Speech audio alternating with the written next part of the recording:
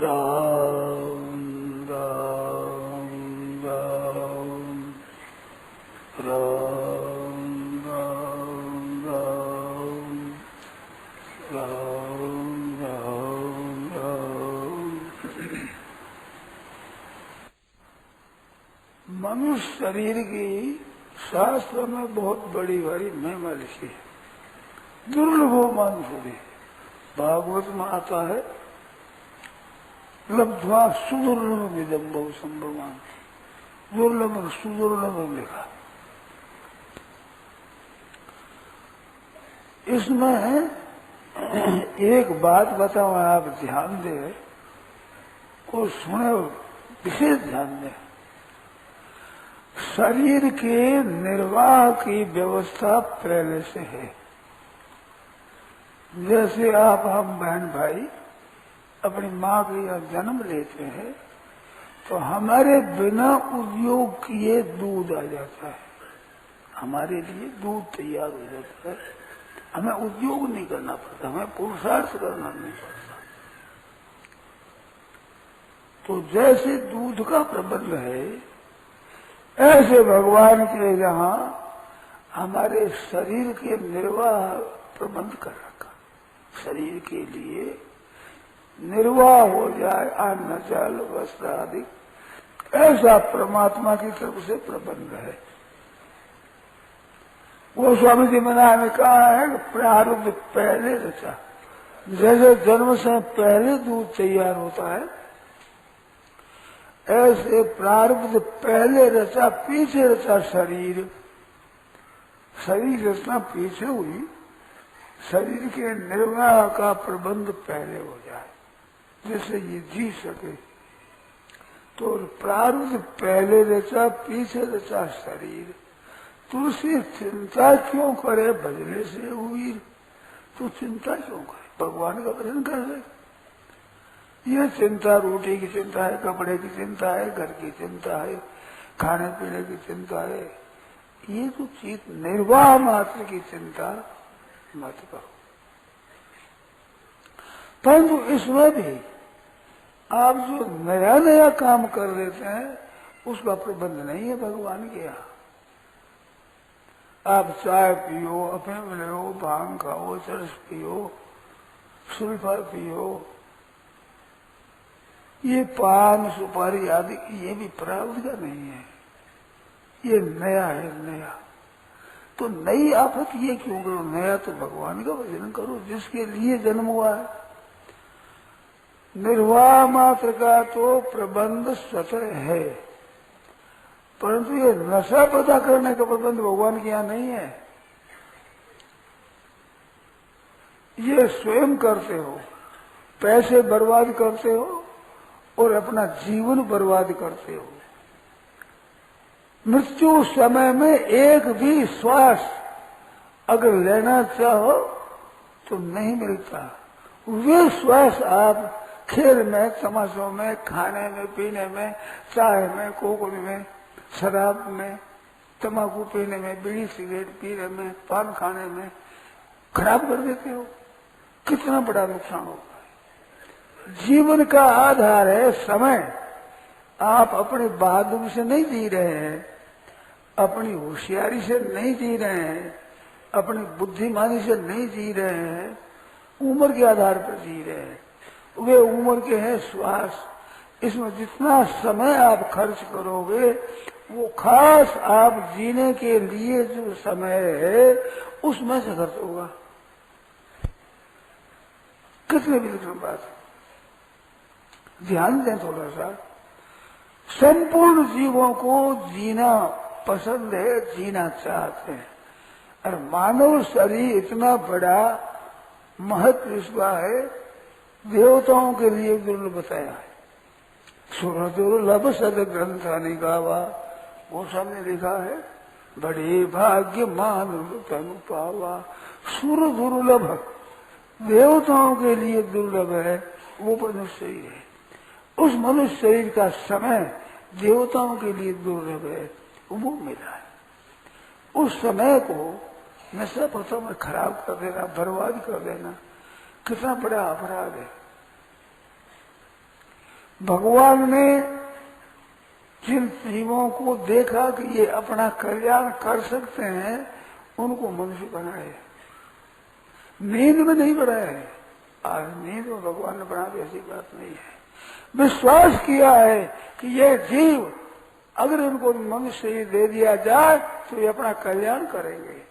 ऐसा विश्वास करके मनुष्य ही दिया तो मनुष्य ही पा करके भगवान का भजन नहीं करते, भगवान के साथ विश्वासघात करते।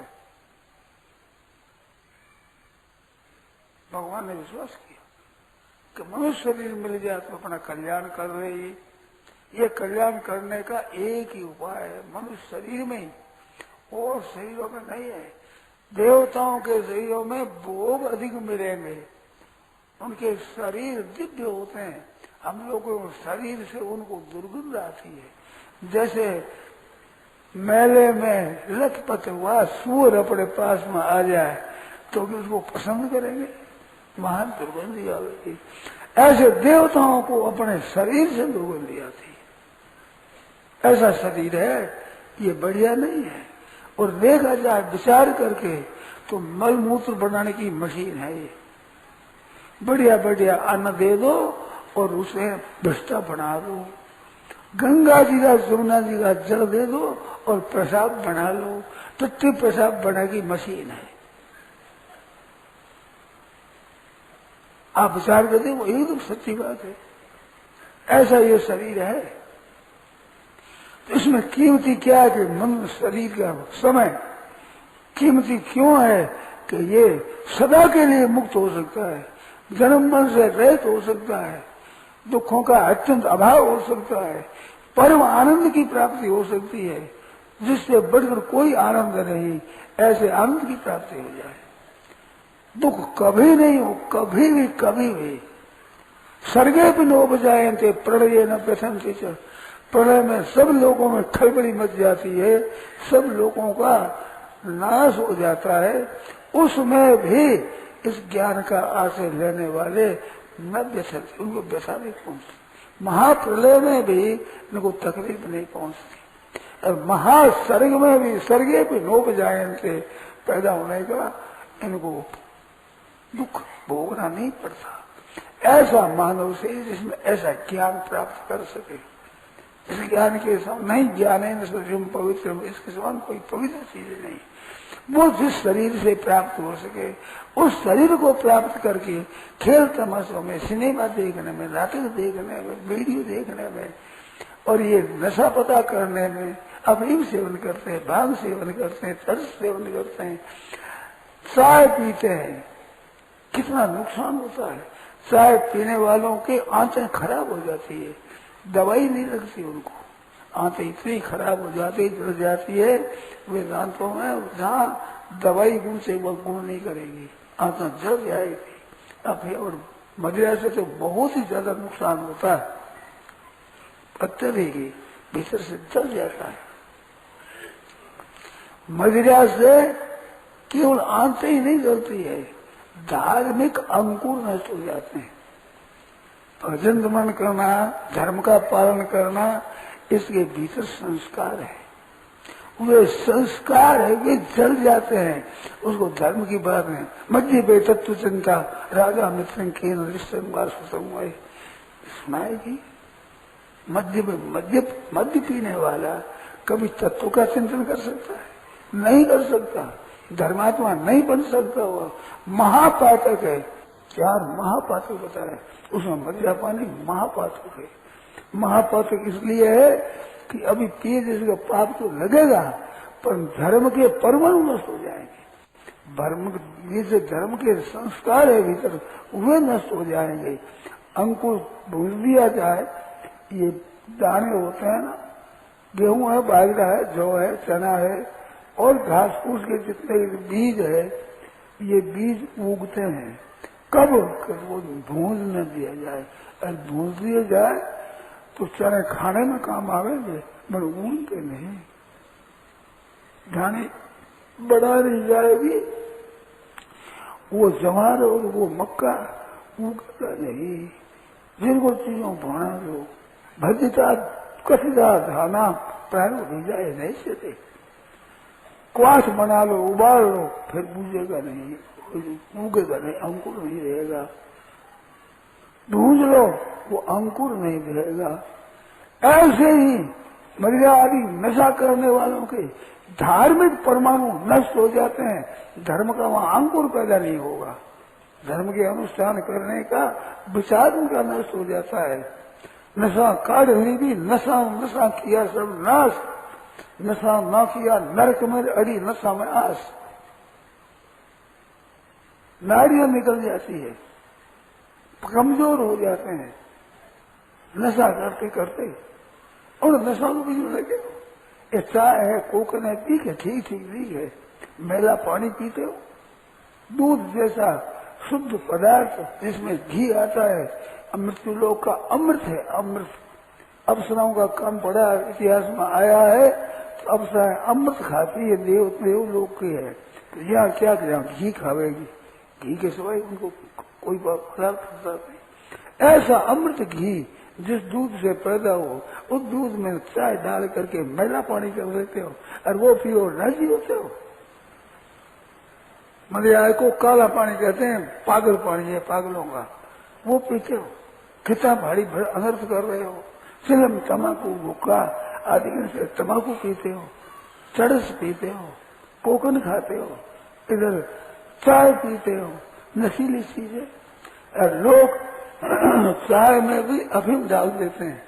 अफीम के डोडा होते हैं, अफीम के डोडा देखे ना, डोडा होते हैं जिसमें से खसखस निकलती है, तो वे डोडा होते हैं। वे डोडा डाल दिया जाए चाय में तो नशा अच्छा आता है, तो वो डालते हैं।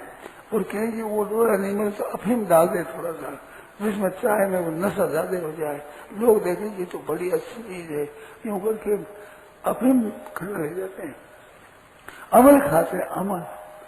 अफीम से आजकल अफीम से आदमी इधर कम है, बाकी तो में ज्यादा है, जैसे मेरा आज, तो वो अफीम खाते हैं। ऐसे चाय में अफीम मिला दे, चाय में भी चीज मिला करके ऐसी चाय बनाते हैं जिनमें लोग राजी हो जाते हैं, इसको बड़ा नशा, अच्छा नशा आया है। आपको क्या बतावें, रसगुल्ला बड़ी अच्छी चीज है, वो भी बंगालियों के यहाँ जाके कलकत्ते में बंगाली के यहाँ लेते हैं। कारण क्या है, उसमें थोड़ा अंडा दे देते हैं, अंडों का रस दे देते हैं, वो अच्छा होता है, स्वाद वहाँ बढ़िया होता है रसगुल्ला। पंजाबी बंगालियों की दुकानों का बढ़िया होता है, क्या बढ़िया होता है, उसमें रस दे दिया अंडे का, अंडा कटा दिया। ऐसे खाते हो अंडा। महान भ्रूण हत्या, गर्भपात करेगा, महान पाप लिखा है। हत्यारा आदमी होता है। मैं तो जहाँ जाता हूँ कह देता हूँ कि भाई जिस घर में गर्भपात किया हो, किसी एक स्त्री ने गर्भपात किया हो, उस घर की भिक्षा हमारे को मत देना। महान हत्यारा वो घर है, उसका घर महान पतन करने वाला है, हिंसा घर है, उस घर का अन्न मत देना हमारे को। हम तो जानते नहीं, तुम जानते हो। एक स्त्री ने भी गर्भपात किया है, उस घर का भिक्षा हमारे को मत देना, कृपा करना। आप तो नरकों में जाते हो, हमारे को घसीट वहां ले जाते हो, ऐसी हत्या करते हो, हमारी भी हत्या करते हो, पाप लगेगा। अब वो भ्रूण हत्या, अंडा है वो भ्रूण है, वो गर्भ है, अंडे में पैदा होते हैं, फिर अंडा में पक्षी और आदि निकलता है, उन अंडा को खा जाते हो, मुर्गी आदि का। कितनी हत्या है, कहते हैं कि बिना हत्या का होता है। बिना हत्या तो है क्या, चीज क्या है, ये रजनीरी से बना है, पेशाब से बना हुआ महान अशुद्ध चीज, कितनी अपवित्र चीज है। रजनीरी स्त्री पुरुष का पेशाब है, उनसे बनने वाली चीज कितनी अशुद्ध है, कितनी अपवित्र है। उस चीज को खाते हो, राजी हो जाते हो, उसमें कितना नुकसान कर रहे हो, कितनी अशुद्ध चीज खा रहे हो। भगवान की बात होती है, मेरे को आश्चर्य आता है कि मैं बातें शास्त्रों की अच्छी अच्छी सुनाता हूँ, परंतु लोग परवाह ही नहीं करते। कारण क्या है कि भीतर अंतःकरण खराब कर रही है, अपने सुनने में बीच में अंतःकरण भीतर से मैला कर रही है, इन बातों को समझ नहीं सकती, महान मैला कर रही है, भाव मैले कर रही है, भीतर की सब नशा सब जितना ढस है उनको महान मैला कर रही है। अच्छी बातें कहने सीख रही, धीरे नहीं कागज पापो, कागज में पारा रह जाएगा, पारे को रख लो कागज में, रहेगा नहीं महाराज। इस तरह से ये बातें आपके पसती नहीं, भीतर में बैठती नहीं। इतनी बात सुनने पर भी आदमी का जीवन न बदल जाए।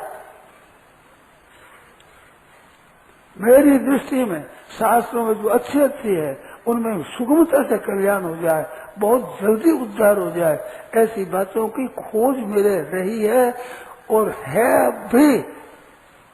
अब भी मैं खोजता हूँ कि जल्दी कैसे कल्याण हो, पर तो सुनते ही नहीं, इस बात में विचार ही नहीं करते। अरे थोड़ा सा तो सोचो, इन बातों के सुनने मात्र का असर पड़ेगा, अच्छा बड़ा सुंदर असर पड़ेगा, कल्याण होगा, उद्धार होगा, आपके भाव निर्मल हो जाएंगे, एकदम शुद्ध व्यवहार आपका निर्मल हो जाएगा। ठीक सच्चे हृदय से जो अंतःकरण कर सत्संग करते हैं उनका व्यवहार अच्छा है, क्यों भीतर के भाव भी निर्मल हो जाते हैं, मन निर्मल हो जाए, बुद्धि निर्मल हो जाए, आपका मैंपन निर्मल हो जाए, सब इनका मैल दूर हो जाए। बड़े भाग्य पाइए सत्संगा, बिना प्रयास हुए भवभंगा, बिना प्रयास किए, बिना उद्योग किए आपसे आप कल्याण हो जाए। ऋषिकेश स्वर्गाश्रम में व्याख्यान का काम पड़ा है, तो मैंने ये कहा है कि तुम पत्थर हो, पर पत्थर हो गंगा जी के, गंगा जी में लुढ़कते लुढ़कते पत्थर गोल हो जाते हैं, बड़े सुहावने गंगा जी की छोल लगती है, उन देखो तो वो रंग रंगीले पत्थर गोल गोल साफ साफ सुंदर। क्या हुआ उनमें? उन्होंने मेहनत की है, परंतु उस प्रवाह में पड़े हुए हैं, प्रवाह में लुढ़कते लुढ़कते लुढ़कते लुढ़कते वे पत्थर गोल हो गए।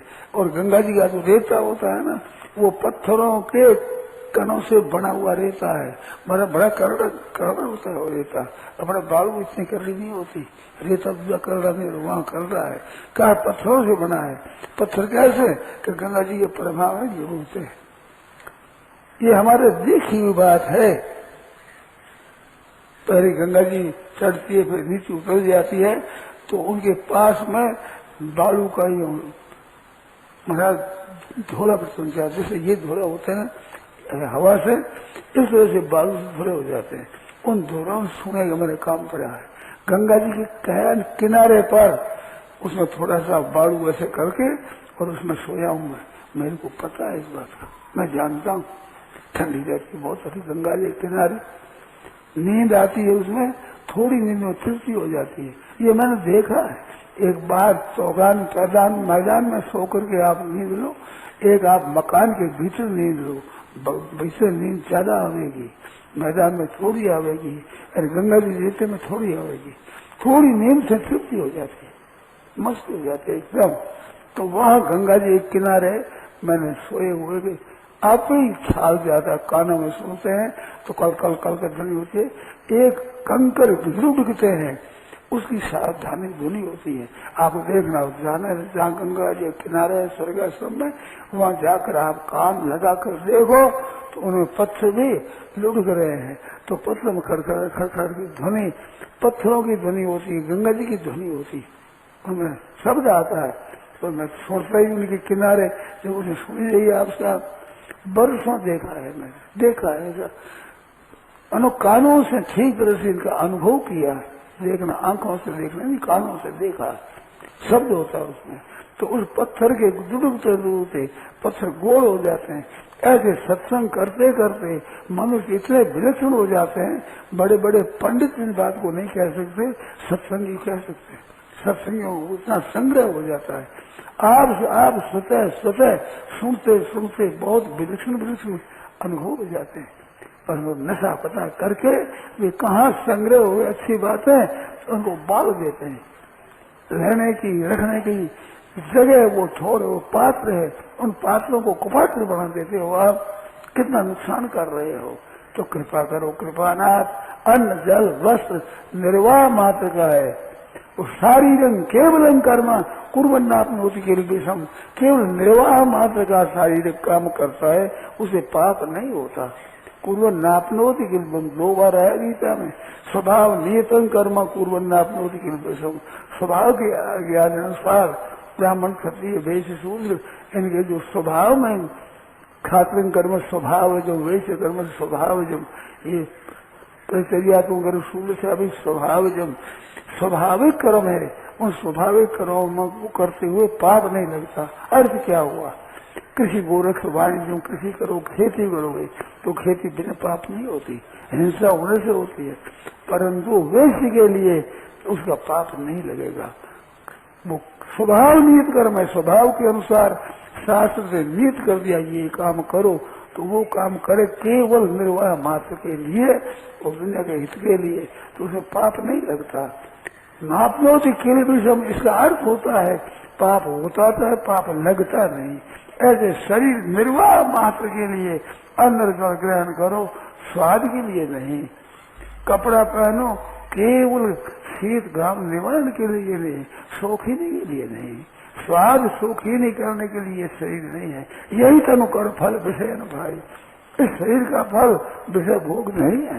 स्वर्ग और स्वर्ग के लिए उपयोग किया जाए तो उसके लिए भी मानव शरीर नहीं है। अंत दुखदायी, अंत में क्षीरे पुण्य मृत्यु लोकम विसंति गथा गतन काम कामा लभंते, आने जाने के भोगते ही रहते हैं।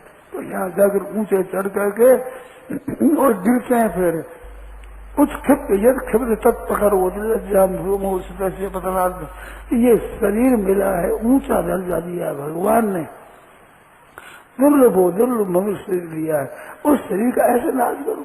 चाय पी पी करके ये माइयां छोटे छोटे बच्चों को चाय पिला देती है, अब फिर बजाना शुरू करते हैं, जैसे ये तृप्ति नहीं पड़े और कोई पढ़ा रहे सारा सुचा करे नहीं, हमारा तकलीफ न हो, थोड़ा सा अपनी दे दे। कितना काम कर दे, बाल्य अवस्था में उनको देना चाहिए, सोना देना चाहिए, स्वर्ण बढ़िया चीज दे करके उनका शरीर अच्छा बना दे, उम्र भर अच्छा रहे। जिसके बालक अवस्था में ये चीजें मिली है, मक्खन मिला है, घी मिला है, दूध मिला है, उनके शरीर उम्र भर अच्छे रहते हैं। बचपना है वो तो नींव है, उसमें ही अफीम देते थे, उसमें भी चाय पिलाते थे, छोटे छोटे छोरे चाय पीने लग जाए, दूध नहीं पी सकते, दूध अच्छा नहीं लगेगा, चाय अच्छी लगेगी, दूध में मलाई आई कैसा आदमी है। हम तो बचपन में हमें याद है दूध पीते थे तो दूध में घी नहीं डाले तो उसमें तारा नहीं हो तो अंधा दूध है, तुम्हें रात और तारा नहीं हो तो अंधेरी जात है, ऐसे तारा दूध यही नहीं, उसमें क्या हुआ तो घी डाल दो, अब ठीक है, ये प्रकाश हो गया। हमारे पिया हुआ है, हम कहते कि भाई दूध में थोड़ा घी को डाल दो, आज भी सुरंग दे दो घी डाल करके, मुश्किल हो जाए, खाना पीना मुश्किल हो जाए। तो ऐसे ही आजकल वाली बुद्धि है आदमियों की, ऐसा ही शरीर है खराब, और उसमें फिर उसमें चाय डाल रहा है, मैलापन कर दे उसको। क्यों दूध को मैला करो, क्यों दूध का नाश करो, क्यों अपने शरीर का नाश करो, क्यों बाल बच्चों का नाश करो। माँ पिएगी, छोरा छोरी को पिलाएगी, उनके व्यसन बन जाएगा बाल्य अवस्था से, फिर छुड़ाओ छूटेगा नहीं। यह नवे भाग नहीं लगना संस्कार नान्य था भवित, कोरा बर्तन लेकर के घड़ा भर कर पानी से और उसको कोयले से लिख दो, पक्का हो जाएगा, और पक जाने पर स्याही उस पर लिखाना नहीं बनेगा, उतर जाएगा।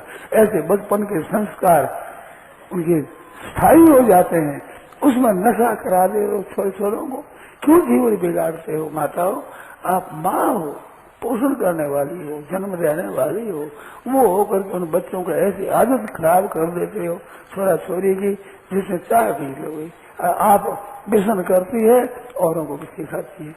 ये माताएं होती है ना, ये आदमी बच्चों को सुधार देती है और बिगाड़ भी देती है।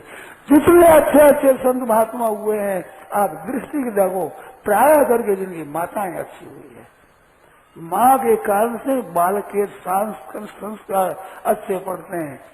सुना है मैंने, हमारी माँ ऐसे करती, हमारी दादी माँ के साथ हम जाया करते, सत्संग में ऐसे करते थे, तो बच्चों के संस्कार पड़ते हैं बड़े अच्छे अच्छे। श्री जयदयाल जी ने कहा कि मैं धर्मगढ़ में रहता था, उनका ननिहाल था नरसिंहगढ़, गांव है चूरू, तो नानी माँ है, मामी हमारी जाती, तो हम जाते थे भक्तदास जी महाराज के सत्संग में, तो वे सुनते, हम जाते वो सुनते, इधर उनमें झाड़ी लगी हुई थी, बेर होते तो हम जाकर बेर खाते, बच्चे कुछ रहे हुए सज्जों को सुने, बेर खाया करते, बेर खा राजा जो कहे चल चल अपना चल, तो वे संत देख रहे थे, ले जाओ भाई, बच्चे कहते ले जाओ जाओ जाओ, तो पटा कर ले जाओ, देखो वहां आने की तुम हल्ला मत करना, नहीं तो नाथजी महाराज वहां ठहरने नहीं दे रहेंगे तो बालक कैसे जाओ तो पढ़ा करने जाए, चलो तुम वहां आएंगे मत करना, तुम ही कहीं चलो पढ़ो चलो। ऐसे बच्चों के संस्कार पढ़ते हैं। तो सत्संग के संस्कार, संतों के दर्शनों के संस्कार बहुत विचित्र भाषा है, विषय अच्छे हो जाए परंतु उनको ये नशेली चीजें खिला करके उनका अंतःकरण खराब कर देती हो, बुरे व्यसन उनमें आ जाते हैं। जितने दोषी होते हैं माँ बाप की कुछ स्तर से बालकों के बड़े खराब संस्कार छोटी छोटी अवस्थाओं में विचार के दोष के पाप लगे से आदत पड़ जाती है। बच्चों को देख करके माँ पिता माँ बाप सावधान नहीं रहते, बेटे बालक क्या समझे, अरे बिना समझे नहीं गर्भवास में असर पड़ते हैं। चक्रव्यूह वेदन करने का वो विद्या दी थी तो सुभद्रा के गर्भ में था अभिमन्यु, तो वो सीख गया, गर्भ में सीख गया, फिर बाहर आ गया चक्रव्यूह भेदन करने के लिए भेजा उसको, तो उसने कहा कि मैं सीखा हूँ, तो माँ के पेट में बैठे बैठे उनके वेदन करने की बात तो सीख ली, पीछे निकलने की बात माँ को नींद आ गई, नींद आ जाने से मैं सुन नहीं सका। कितनी विचित्र बात है। फिर वो मारा गया चक्रव्यूह में, तो वो विद्या अधूरी रह गई। तो माँ के पेट में रहते हुए विद्या सीखते हैं बालक, तो उनकी गर्भवती बहना माताएं हो, आपकी बहन बेटी हो, तो उनको अच्छी अच्छी बातें सुनाओ, पारमार्थ जिनके बालक अच्छा बने अगाड़ी, अच्छी माताओं हुई, उनके बालक बड़े अच्छे हुए हैं। उनकी आप निगाह करके देखो, जो अच्छे संत है अच्छे महात्मा है, निगाह कर देखो तो उनकी माताएं बड़ी श्रेष्ठ दिखेगी आपको, बहुत विचित्र थी अच्छी। इन वास्ते माँ पर पूत पिता पर घोड़ा बहुत नहीं तो थोड़ा थोड़ा, माँ पर पूत पूत माँ के होता है। अपने कहावत है मारवाड़ी कि नर नानाने जाए, नानाने का अनुसार हो गया उसकी प्रकृति स्वभाव। माँ का पेट में रहता है, फिर दूध पीता है, फिर बोलना चलना खाना पीना सब माँ सिखाती है। पहला गुरु माँ माना, सबसे पहला गुरु माँ है। खाना नहीं आता, भोजन करना नहीं आता, चलना फिरना नहीं आता, बोलना नहीं आता, बैठना नहीं आता, उलट जाएगा तो वो कपड़ा देकर बैठना सिखाती है, बैठना माँ सिखाती है, चलना माँ सिखाती है, बोलना माँ सिखाती है, खाना पीना माँ सिखाती है। ये माँ पहला गुरु है। और ये गजब कर दे, चाय सिखा दे, नशा सिखा दे छोरा छोरी को, बेचारे उम्र भर को पाएंगे। तो अगर ये परलोक में इनका पतन होगा, वो पाप माताओं को लगेगा। क्यों माँ ने सिखाया ये। एक छोरा था उसने चोरी के अपराध में बहुत बार करी, फिर बना लिया, फिर करी तो कहते इन फांसी चलाओ, ये मानता है नहीं, फांसी चलाओ, फांसी का हुक्म हुआ। तो कहा तू क्या चाहता है कि मैं माँ से मिलना है, कह रही फांसी हो रही, मिला दो। एक बात ऐसी होती है, अब तो है कि नहीं पता, पहले रिवाज थी, किसी मन की कोई बात हो तो कह दो भाई फांसी जा रहा, मर रहा है जा रहा।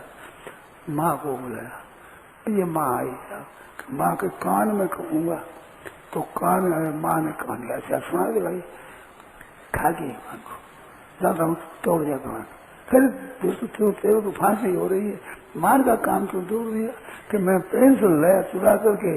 माँ ने कहा ठीक है बेटा और दिया नहीं, ऐसी मैं चोरी सीख गया। उस चोरी की आदत से आज फांसी हो रही है मेरे को, ये माँ के कान में सुनाया, इस नदिया जिससे मेरे फांसी हो रही है, इस कान खा गया मैं, इनसे शिक्षा मिली है। तो माँ की शिक्षा मिलती है, उससे बच्चा बनता है। तो जैसा बच्चा बच्ची होंगे कैसे होंगे, माँ की शिक्षा है। आचरणों जैसी विद्या करती श्रेष्ठ तत्व विवेक रोदन सजत प्रमाणम को से वो करता है वैसे बालक करते हैं। बड़े बीरा काढ़ी कार रसोई बीरा लारू लार, बड़ा बीरा करेगा वही छोटे भाई वैसे ही करेंगे। इस वास्ते माताओं आप कृपा करो, आप बड़ी पूजनीय हो, बड़ी आदरणीय हो, माँ हो। माँ का दर्जा बड़ा ऊंचा माना है। साधु होने पर घर वाले नमस्कार करे साधु को, पर माँ सामने आ जाए तो लंबा प्रदंडोत करो माँ को। साधु होने पर भी वो गृहस्थाश्रम में है, परंतु माँ है जन्म देने वाली, जैसे कल्याण हो जाए वो शरीर इसने लिया है, पेट में रखा है, दूध पिलाया है, गोद में खिलाया है, बड़ा किया है। माँ का ऋण कभी नहीं उतर सकता। माँ का ऋण कोई उतारना चाहे, बूढ़ी माँ सेवा करो तो आप थक जाओगे। ये भाई हमारे हैं, माँ ज्यादा बीमार रह जाए तो अपनी बहन को बुलाते हैं, बहू हो तो वो करे, नहीं तो बहन को बुलाते हैं, बहन आओ भाई मेरी माँ बीमार है। क्यों? धन के मालिक तो आप बन जाओ, गहना रुपया जिसे मालिक तो आप बन जाओ, ऐसे सेवा बहन करो। क्यों? सेवा क्या मिलता है? मालिक बनने को तो तैयार, सेवा माँ की कर नहीं सकते। जिस माँ ने पालन किया है आपका, उसकी सेवा नहीं कर सकते, इतना है। पर वही माए जब महाराज पतन करने की बात हो, चोरी सिखा दी तो फांसी चढ़ी उसकी। इस वजह से आप नशीले बातें, नशीला उनको बना करके बनाते हो। आप खुद नशा करते हो, वही बालक सीख जाते हैं। आप जो करते हो वो सीख जाते हैं बच्चे। संध्या करने वाले जिन घरों में होते हैं, वो बच्चे भी यूं बैठ करके 5 डिग्री उठाएंगे, क्या मंत्र पढ़ते हैं, क्या करते हैं पता नहीं, बच्चे ऐसा करते हैं क्योंकि वो देखते हैं अपने बड़े भाई है, पिता है, चाचा है, ताऊ है, वे करते हैं संध्या, तो वे भी संध्या करते हैं। वे पाठ पूजन वही करते हैं, ठाकुर जी का पूजन करते हैं तो वे ठाकुर जी का पूजन करते हैं। कई मना अड़ जाते हैं कि ठाकुर जी का पूजन मैं करूंगा, मैं भोग लगाऊंगा, मैं चंदन चढ़ाऊंगा। छोटे छोटे बच्चे क्योंकि वो सुनते ही लगाते हैं मेरा ठाकुर जी पूजन करें, तो देख करके सुन करके सीखते हैं। ये शिक्षा दो तरह से, देखने से शिक्षा होती है, सुनने से होती है।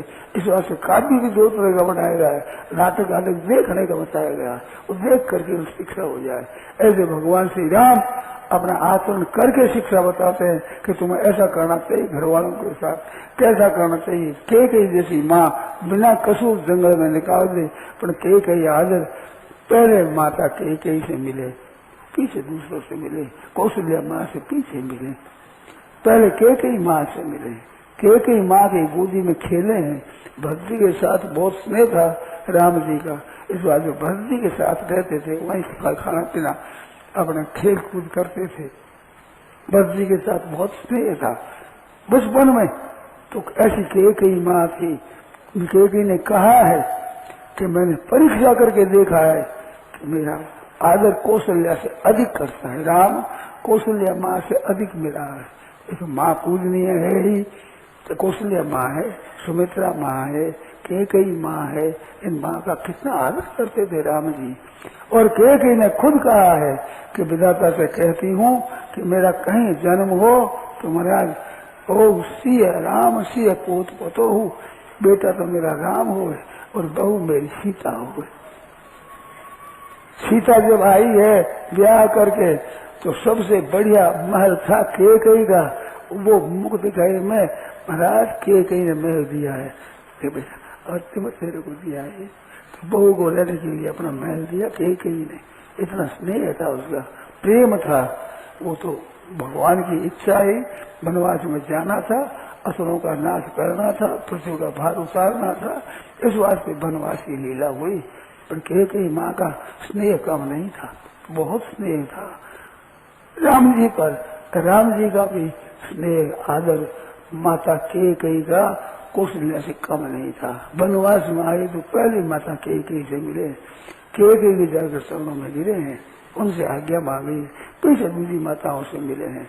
तो माताएं इतनी रक्षा करने वाली, शिक्षा देने वाली, उद्धार करने वाली है, वे पतन करने वाली बन जाते हो। नशा सिखाते हो, बालकों को खराब चीजें सिखा देती हो, तो कृपा करो बालकों को ऐसे नशीली मत करो।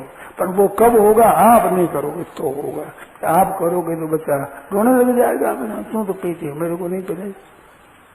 तो आप सब ठीक बनोगे तो अच्छा होगा। माताओं को ठीक बनने से संतान अच्छी होगी, मास्टर अच्छा होने से पासवान विद्यार्थी अच्छे होंगे, उपदेश देने वाले संत महात्मा अच्छे होंगे तो दुनिया अच्छी होगी। जहाँ जहाँ अच्छे संत महात्मा हुए हैं उनके संग करने वाली जनता में बहुत विलक्षणता आ जाती है, वहाँ एक जागृति आ जाती है, उत्तम उत्तम आचरण आ जाते हैं। तो ये अगर बिगड़ जाए तो सब बिगड़ जाए। रेलगाड़ी है, सैकड़ों आदमी रेल में होते हैं, तो ड्राइवर ठीक होता है तो ढंग से ले जाता है। सब जागते रहे, ड्राइवर सो जाए तो महाराज कोई एक्सीडेंट होगा, क्या दशा होगी, सब मारे जाएंगे, बेचारे मर जाएंगे। ऐसे ही है, माँ है, मास्टर है, अध्यापक है, गुरु है, संत है, ब्राह्मण है, जो सबके ड्राइवर है, ये बिगड़ जाएंगे तो सब दुनिया बिगड़ जाएगी, सब दुनिया का नाश हो जाएगा। इस वास्ते पूज्य संतों, आप लोग ब्राह्मण ये सावधान हो। ऐसे बहनों माताओं से कहना है कि आप माँ हो, आपका दर्जा मामूली नहीं है, सबसे ऊंचा दर्जा। सीताराम, राधे श्याम, गौरी शंकर, पहले माँ का नाम लेते, लक्ष्मी नारायण पहले माँ का नाम लेते हैं। माँ का दर्जा सबसे ऊंचा है। मातृदेवो भव, पितृदेवो भव, आचार्य देवो भव, सबसे पहले मातृदेव बताया है। तुम्हें माता के पिता, तुम्हें पहले माँ का नाम लिया है। ऐसे आदरणीय माँ, और वही बुरे बुरे व्यसन सिखा दे, बुरी बुरी आदत सिखा दे बच्चों को, तो उनकी क्या दशा होती है, नरकों में जाएंगे। तो ये माँ को दोष लगेगा। पर कई माता का गर्भ नाश कर देती है, बस गोली खा कर। मेरे को मिल रही है जवान जवान छोरियां, वे कहते हैं हम तो गोली खा लेते हैं, बस गर्भ ठहरे ही नहीं। ऐसी बात करे, पहले से ही सत्यानाश कर रही है, वंश का नाश कर रही है। अपनी संख्या हिंदुओं की थोड़ी फिर भी थोड़ी कर रहे हैं, नष्ट हो जाए। छोरियां हो तो गर्भपात कर दो, छोरी क्यों, छोरी से आगाड़ी वंश बढ़ेगा, वो रह जाएगी तो वंश की रक्षा हो जाएगी, उनका नाश करो, गर्भपात कर दो, छोरा ज्यादा हो जाए ठीक है, कौन पाले, थाने पालने में दोष है। अरे बच्चे के पालने पर तो माँ महाराज खुश हो जाती है। माँ के बच्चों की सेवा करो, माँ खुश हो जाए। भगवान के भक्तों की सेवा करो, भगवान खुश हो जाए।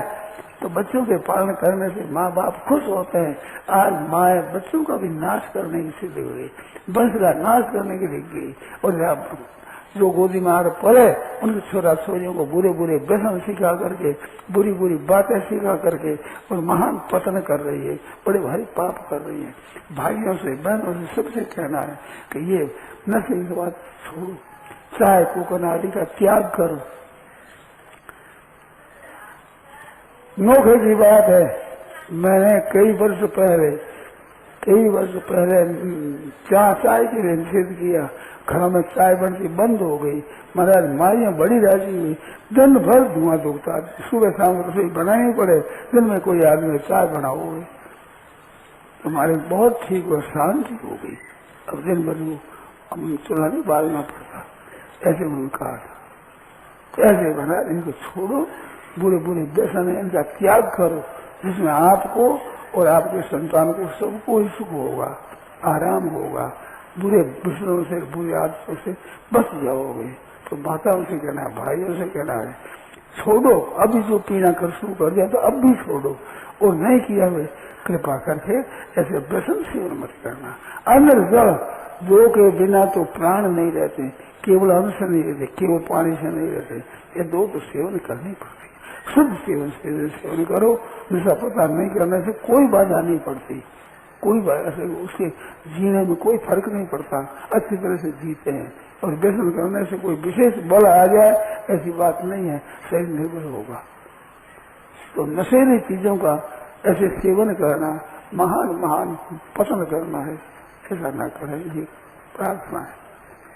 नारायण नारायण नारायण। राम। यह प्रवचन परम श्रद्धेय स्वामी जी श्री राम सुदास जी महाराज द्वारा दिनांक 8 अगस्त 1990 को प्रातः करीब 8:30 बजे भीनासर चातुर्मास के दौरान मुरली मनोहर मैदान पर हुआ। राम।